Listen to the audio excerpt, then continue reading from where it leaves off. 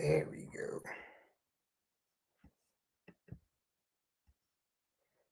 There we go. Alrighty then. All right, give me a few minutes.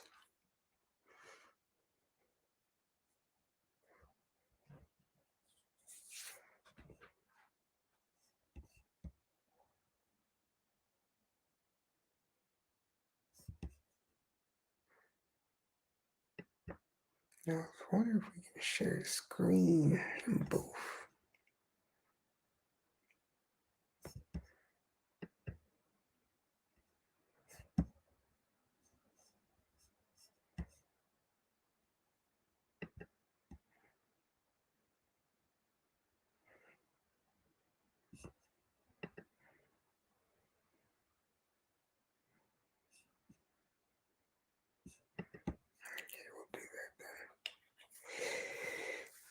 Give it another few minutes.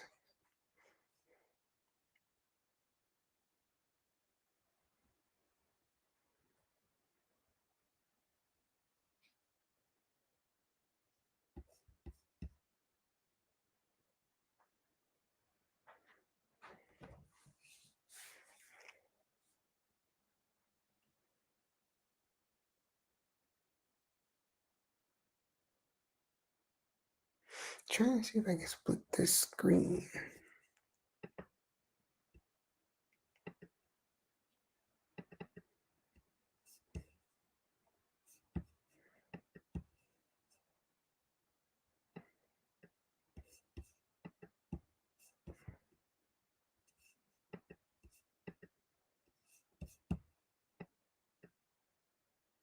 Boom. That's what I'm talking about. All right, I guess 7:04 will go, or I'll start going.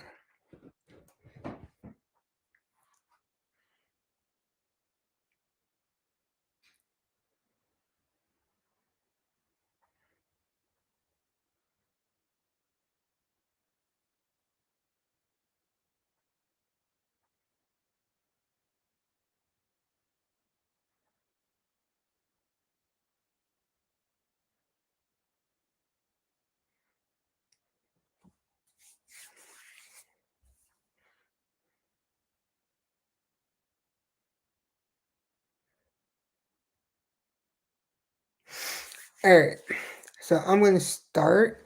Hey, everybody, this is K. Kenneth Davis, aka the Trans Capitalist, where I'm the CEO and founder of the Trans Capitalist LLC. So, I'm going to be giving tips and tricks about bringing down the cost of transitioning, especially if you're just starting out or if you're already in the process of transitioning or if you're already finished. You just never know. You can always help somebody down the road. I wish I had somebody to help me because I transitioned in 2010 and barely Facebook just started. So there was like no social media. I'm not even sure YouTube was created by then. But it is what it is, right? So it was like the blind leading the blind. I'll get into that like another day.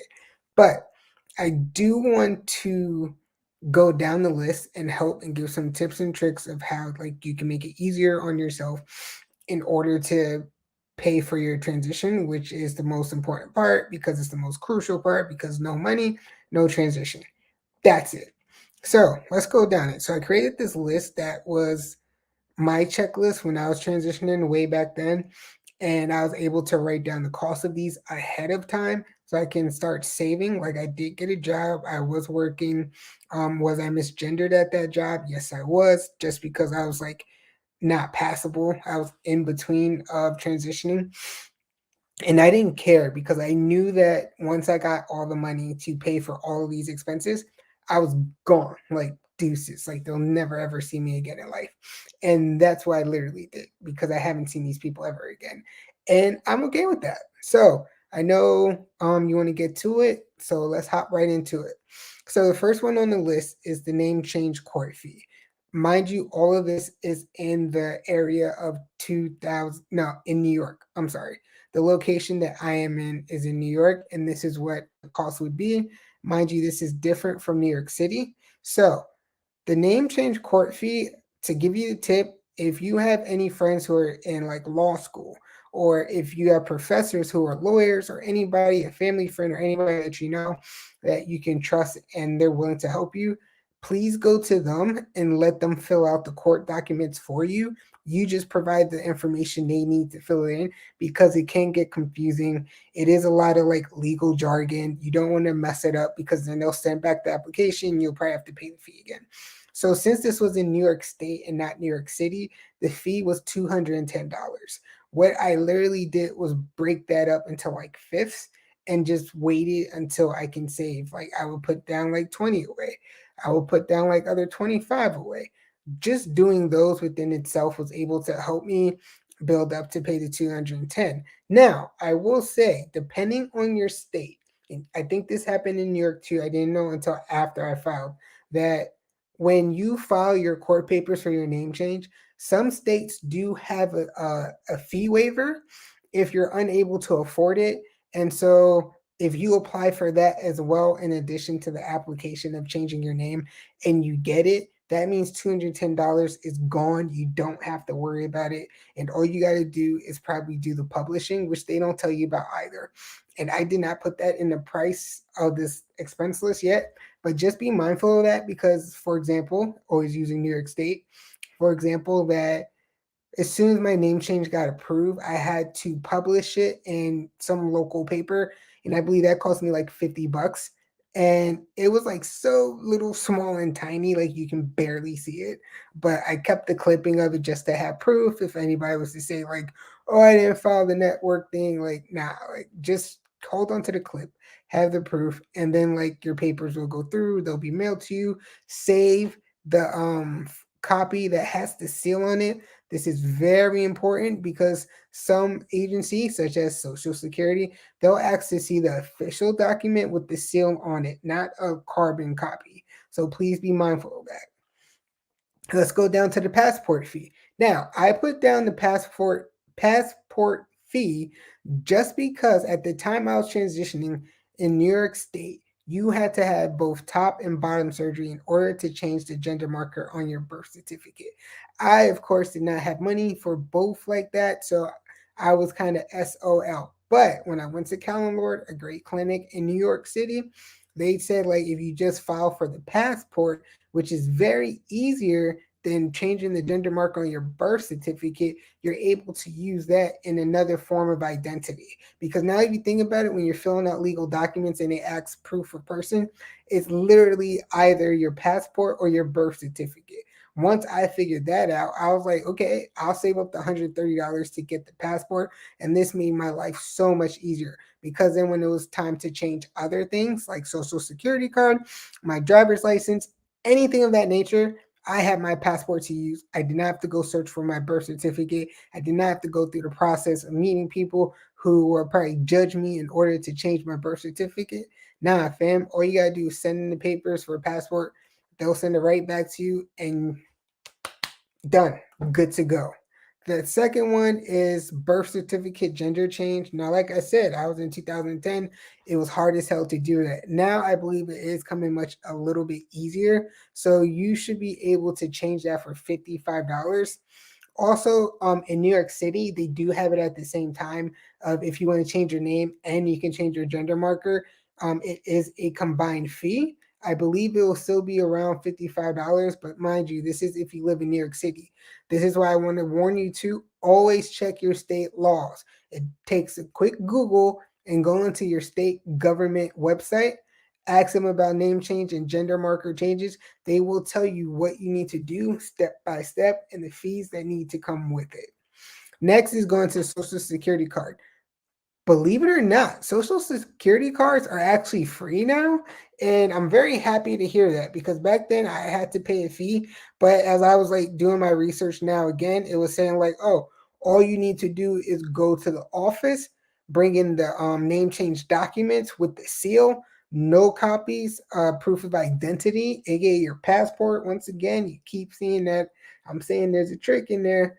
And then, well, it would technically be a loophole.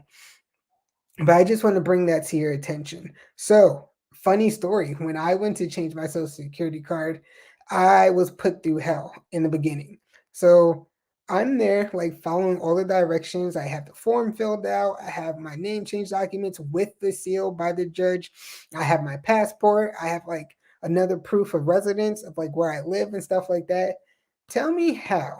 I go up to the counter. Of course, this white woman go up to the court counter. She was having a bad day, and I don't even think she likes trans people. And like I said, I was not passing at that moment yet, but I went all my name change documents in order just because, right? Because I'm cautious like that. And you should be cautious like me too. Tell me how she said, "Oh, this is not the original. I don't see the seal." And I like pointed it out to her. And she was like, "No, this is just a copy of it. Come back with the original." And I'm like, "The hell am I supposed to do? Like, what?" I got so pissed. So I just walked away, right? Tell me how. I was like, you know what? Let me hop back in line. I literally hop back in line, and then I get this guy. All of a sudden, he sees my papers, my documents, all the legal stuff I have. He approved it, and I got my social security card changed, and I received it, I think, like a week or two later within the mail. That easy, and I had to go through all of that crap in order just to get my social security card changed. So that's another tip. Like if you see somebody's giving like harassing you or giving you like so much stuff that they're trying to derail you, please take the moment to like stop, go back in line and talk to another teller. Just because their temperament will probably be easy. I even do this on the phone when I'm talking to insurance. If and always get women, they're nicer, they're more compassionate, and they're willing to help you compared to men. That's what I noticed. So, for example, if I'm on the phone with insurance and I hear men, I hang up and I call back again till I get a woman. Don't care. It may seem sexist, but it's not, but it's true. And then if I don't like the other teller, hang up again, call somebody else, pray it's a woman again, and then I'm ready to rock and roll and ask the questions I need to ask. Next is driver's license. Driver's license is going to be so much easier once you have your social security card changed, once you have your passport, and once you have your name change documents. I was looking on the New York State website for the DMV, and they say like if you want to change the gender marker, some in states they're even changing it to X if you're non-binary, don't want to identify which gender, which is pretty dope. I still have thoughts on that, but anyway, we'll get to somewhere later. So doing that only costs $12.50. I believe you can do it online, but for me, I was a person like, let me just go in person because sometimes you can't trust what they say online. Sometimes it's just a little bit easier for you to get it all done and filed and have the receipt. And oh, everything that you do, please keep the receipts, like your driver's license receipt of changing it, keep the name change court receipt of paying for it, passport fee receipt paying for it, and from the mail office. Please keep those receipts and all those legal documents in a folder that you can stash away and bring out that you need to. Do not let those documents get destroyed because if they are destroyed, you are SOL and you probably have to do the whole process all over again. So please be mindful of that. Next is hormones without insurance. Now, we're entering a new ball game with this. I'm just going to keep it real with y'all. Like, please understand that when it comes to insurance, you need to know how the game of insurance works. Sometimes I feel like insurance is just BS with all the numbers they be doing. Sorry, that's another story for another day. But please be mindful when it comes to your insurance. Just because you have to be careful of what your insurance covers and what they do not cover. You have to understand what in network means. You have to understand what out of network means. Out of network means basically meaning that your insurance does not cover that medical procedure or doctor or anything medical out of that. But this is why you want to find in network people because then that's when your insurance kicks in and then you start paying your co-payments. We can also talk about deductibles. That's very important. And then also annual limits. That's another important thing. I'll get into insurance like in another segment because like I said, that's a whole different ball game within itself. And I really, really want y'all to be careful when it comes to that. But majority of people out there who are transgender, especially it was me in that case too, and I have a silent disability they call it, or like you can't see it, whatever. Anyway, back to the point at hand. Just gonna let you know that if you do not have insurance, having hormone replacement therapy (HRT) is going to be so expensive. like ridiculous. Like a small little vial that your doctor prescribed can cost you $100. This is why I say like go to some clinics, LGBT safe clinics, and see if you can talk to them about getting insurance, or if they can give you a discount, or they can help you find another way to like apply for Medicaid in order to get your hormones covered. And this way you're not paying any co-payments. It's covered. You're saving money in your pocket that can go to something else, probably like your top or bottom surgery or both. So please be very mindful of that. Do not get it legally off of the street. There are multiple ways that you can find to get your hormones, especially at a discounted rate and through a doctor that actually cares and listens to you. Because man, like those changes, they happen. I'm just gonna keep it at that. Like, I'm gonna keep 100 like that. Next is gender affirming surgeries. Now, I want people to understand these surgeries, gender affirming surgeries, are in the thousands. They can get to the 10 of thousands, all depending on what type of surgery you get. But what I did is that as I was still on my parents' insurance, thanks to Obama being like 25 and stuff like that, thank you. And even though I was like cut off, financially disowned, and all this other stuff, they didn't take me off the insurance. Thank God for that, because I was on my dad, and my dad rarely cared. And another story, another time. Anyway, I was able to find a in-network surgeon who did a fabulous job, who was the best.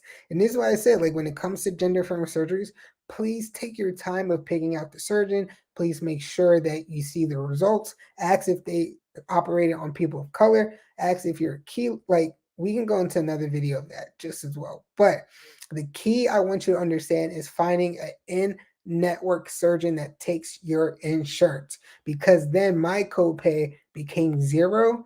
It was all covered, and then on top of that, the only thing I had to pay was the 1,500, just because he does liposuction around the chest area, and this was not covered by insurance because it's considered superficial. And the way I got that is that this is a cool story. The way I got my $1,500 covered, that was for the rest of my gender affirming top surgery, is that I went to my 401k at the job I was working at, which I didn't care for it, that where I got misgendered constantly, to the point they had a 3% match. That's meaning like anytime you put in money, like 3% of your paycheck, technically, into your 401k, they will match that percentage and you're getting free money. So each paycheck, they're taking out money and your company is matching that money and putting it in your 401k. Now, of course, before you're 65 or older, which is the rules that you're not supposed to take that money out. If not, you will incur a penalty. Sometimes the penalty will range from 10% all the way to something else. This is why I want you to be very cautious and just ask what your penalty is by going to your HR department. Because when I got matched and I got that free money and I saved it up for, I believe, like 6 to 8 months, the 1,500 was already in there. I took that out and I paid the rest of it, and that was the thing that was covered. So I can tell you right now, you can see the total is around like $8,500. For my transition, to be honest, I probably only paid 1,700. And mind you, I have insurance, so my hormones were covered. And like I said, things were in network. But people do not understand and know this information. And this is why I want you to understand and know that you're able to take these steps too, as well, and apply them to your own life right there and then. So if you have any other questions about it, please always hit me up.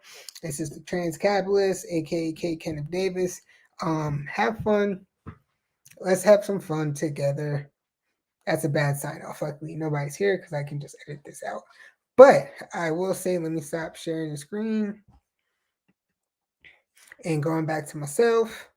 And just know that if you're ever in trouble with finances, you need help, you don't understand things, please make sure you reach out to me. This is K. Kenneth Davis, the CEO and founder of the Trans Capitalist, where I'm a financial literacy consultant here, especially to help you learn financial literacy, heavily focused on people of color. Well, trans people of color, because that's me and that is my circle. So these are things that you can do to get stuff paid for free. These are the general tips and questions that majority of people ask me. So I'm very happy to do so. So I can't even believe like 20 minutes has passed. That's so fast. But yeah, that's my outro. Thank you again. Deuces.